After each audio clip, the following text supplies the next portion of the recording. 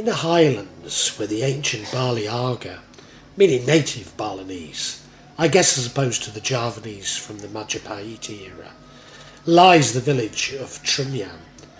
The village is on the eastern side of the Bator Lake and usually requires a boat trip from the other side. Whilst Balinese Hindus are known for their lavish cremation ceremonies, the people of Trunyan don't cremate or bury their dead. Instead, the deceased are wrapped and brought by boat to the designated village graveyard.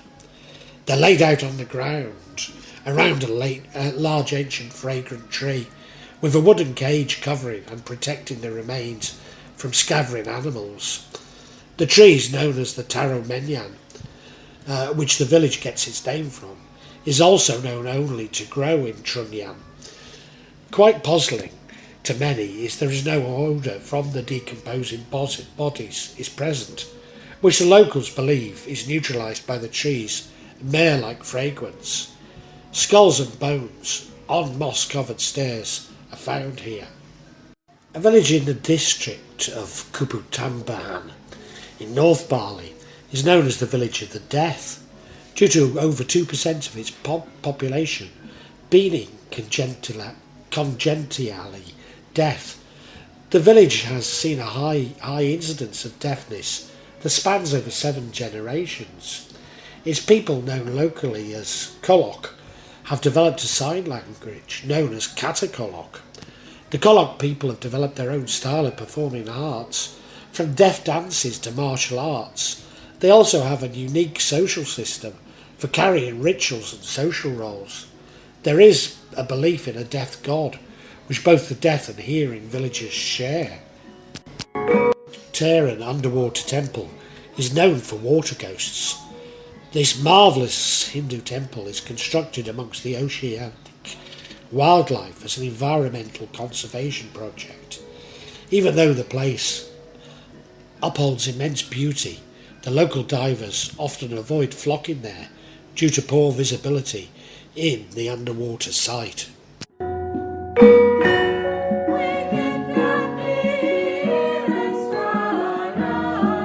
The Ghost Palace Hotel is an abandoned mountain resort in the Central Highland, close by Penataran Lake and Ulan Danau Temple.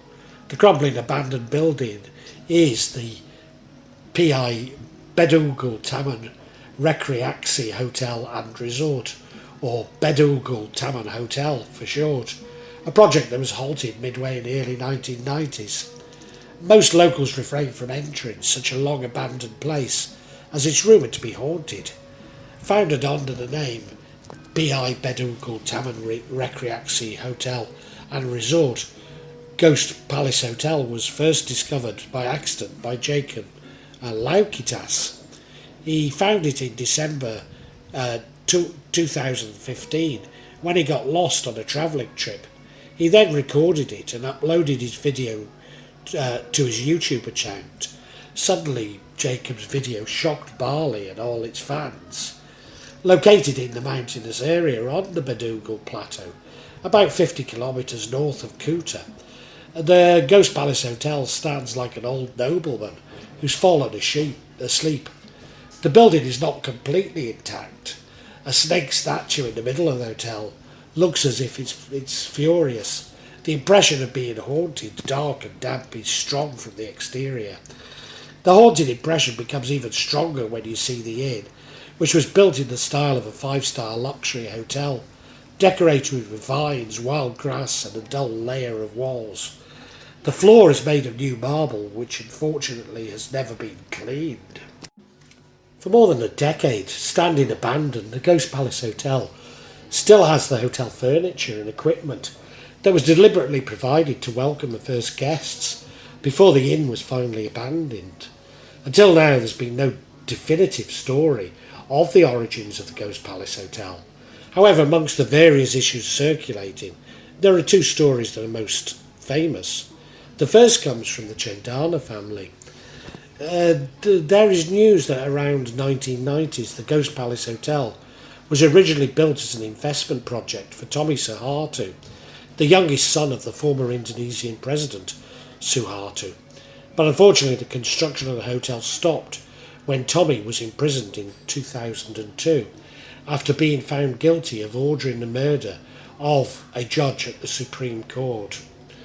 He allegedly killed the judge because he was caught committing a criminal act of corruption.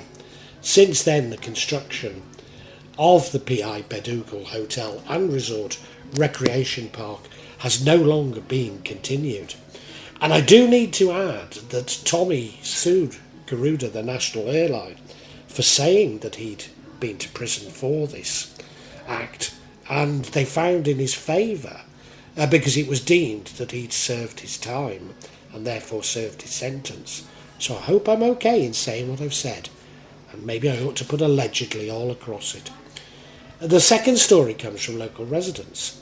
It's said that P.I. Bedugal Taman Recreasi Hotel and Resort was previously an inn that was actively operating and filled with guests. One day everyone suddenly disappeared in one night. It's suspected that the residents left the hotel because they were being disturbed by astral creatures. The astral creatures came from construction workers who died while working because they were too tired while building the P.I. Bedugal Taman Recreasi Hotel and Resort. According to local residents, they often see a woman with short hair coming out of the hotel and teasing the drivers. She also walks around the hotel. There is also news that this haunted hotel often emits crowd noises at certain times. The sounds seemed to scare everyone who passed by, but because the building was old and empty, in the past the Ghost Palace Hotel was guarded by two people, known as the cleaner and the gatekeeper. Because since its occupants abandoned it, the hotel is not open to the public. Anyone who wishes to enter the Ghost Palace is expected to bring a room fee of 10,000 rupiah. Until now, many bloggers and tourists who like mystical destinations take the time and see for themselves the strange events that have occurred.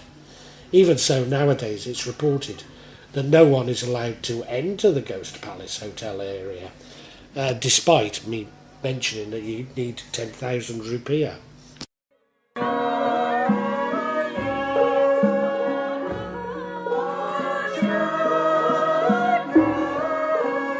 A renowned tourist attraction, Muaya Beach near Jimbaran, is famous for its beautiful white sand, gentle waves and jenglots, small vampire-like creatures which wash up on the shores. Jenglots are dangerous beasts, resemble tiny human beings, only that they drink blood and can control the actions of their victims, including murder. Whilst this may not have made the national news, it's definitely got tongues wagging in the Muaya Beach community after some joggers discovered two jenglots on the shoreline. They brought the creatures to a local healer, Jero Manku, who managed to neutralise the power of the jenglot just in time before the two joggers lost their minds. Goa Gong Temple is a unique temple cave hidden behind the modern development of the Jimbaran Resort, located 2 kilometres south of Undaya University campus. Jalan Goyang Going Road leads you through the Batu Nungoyak community. Sharp left puts you in face with a pair of big cat statues with eerie checkered cloths. Eerie gargoyles guarding the flight of stairs to the cave opening. You're not allowed to enter unless the temple supervisor and keeper, priest Manku Gurung Simpen, is on site. Inside, a large and dim-lit cavity reveals dedicated stone shrines with soothing sound of dripping water from the rocky cave's stalactites. There's huge stalactites behind the shrines that serve as a functioning stone gong. It's struck during rituals, usually during the temple anniversary. Descend into the darkness of Goa Peteng, an impressive natural limestone sinkhole located right beside the resort of the Anya Resort and Spa in Jimbaran. Goa Peteng, literally dark cave in local tongue, is located on a farming field owned by resident Pak Ketchu and his son Yoman Supaka. A large banyan tree with accompanying shrines guards the cave opening, and daylight becomes scarce after only several down. Vines further down into gaps and openings, reaching beyond tight spaces inside the cave. A dense air and bats chirp the hollow surroundings. Stalactites and stalagmites shimmer throughout. If you can endure approximately 150 metres or 15-minute descent, you'll reach the fresh water pool at its base. It's said that on a full moon, a narrow passage opens as the water level lowers, revealing a causeway that leads to a hidden chamber.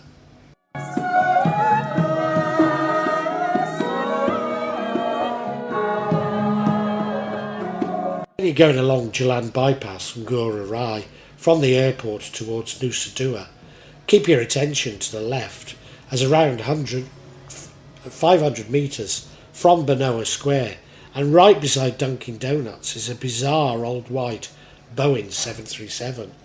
The plane is parked in a yard, and rumour has it that the owner has plans to make it into a quirky restaurant, but all fell through and the abandoned plane now just sits as a nice and spot for passers-by.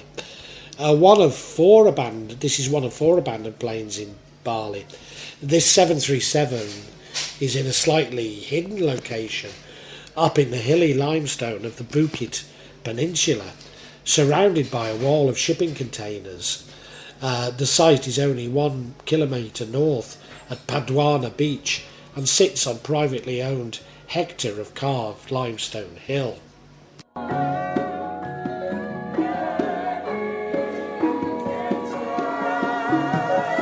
Another place that is feared by many Balinese because it's haunted by evil powers is the island of Nusa Penida.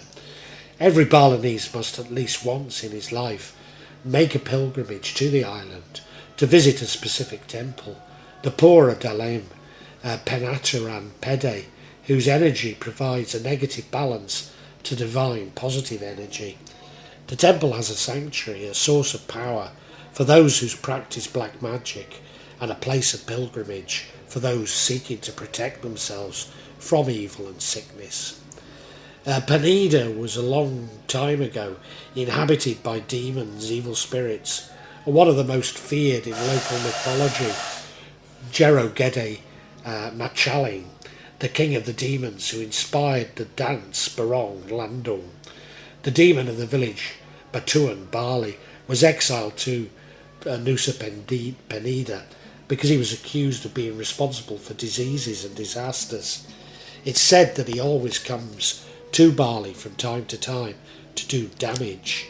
You can understand the Balinese fear and respect when they believe that it is essential for the Balinese that there is always a balance for everything.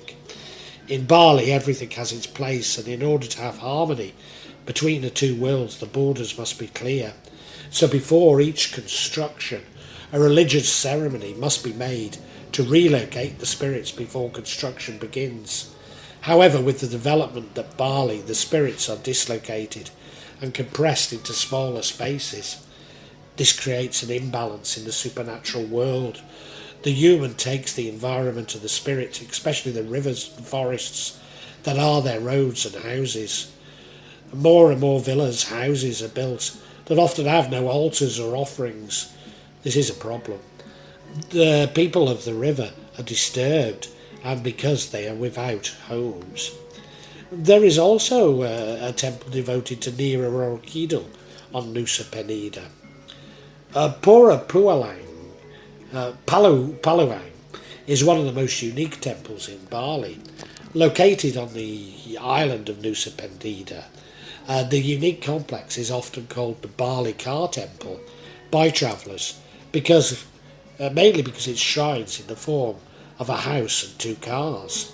If you're travelling to Nusa Penida, particularly around the island's rugged limestone cliffs on the southwest coast, you can combine a visit to Pura Paluang and Kellinking Beach, a scenic outlook 650 metres west. The large cave temple is in the village of Suana, on the northeastern part of the island. Clear signs lead you to the site along Jalan Ped Boyuk main road. A shrine and a priest praying shelter guard its entrance. The entrance itself is uniquely a narrow opening in the rock face. You'll need to stop down low to be able to squeeze and get through. Inside you'll discover a spacious temple courtyard. Flooring before the main shrines in the cave's corner are partially covered in white marble. As your eyes adjust to the dim lights, the scene is nothing short of magical. At Goa Giri Putri temple, there are a total of 6 praying spots. These include the preceding stairway to the Ida Hyang Tri Purasalan Ganapati shrine at the entrance. The remaining 5 spots are inside. Visiting pilgrims must go through all of them consecutively. Visits include a holy water purification ritual. Devotees take their seats on the raised marble platform.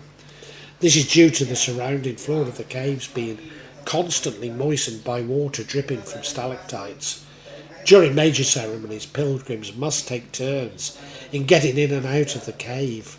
Another new unique feature of the cave temple is the final praying spot. This is devoted to the Chinese deities, such as Wan Ying, the goddess of mercy, as well as the god of earth and sky. It's decorated with red Chinese lanterns and ornaments that would usually find at a Chinese temple. Many pilgrims pray here and ask for blessings for better business and prosperity. As this is a sacred site, proper attire must be worn when visiting Goa Giri Putri. If you didn't bring a sarong and a sash, you can rent them out at the temple's base. A lighting inside the cave is adequate, but if you're planning to take photos, a tripod and camera or smartphone with low light capabilities would be best.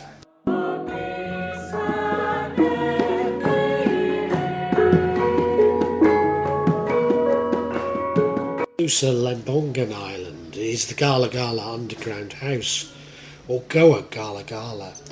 The limestone underground house started as a passionate cave project by house owner Madi Bayasa, who, inspired by an episode from the Mahabharata epic in which Pandava hero fled the persecution of Kauravas by hiding in a cave.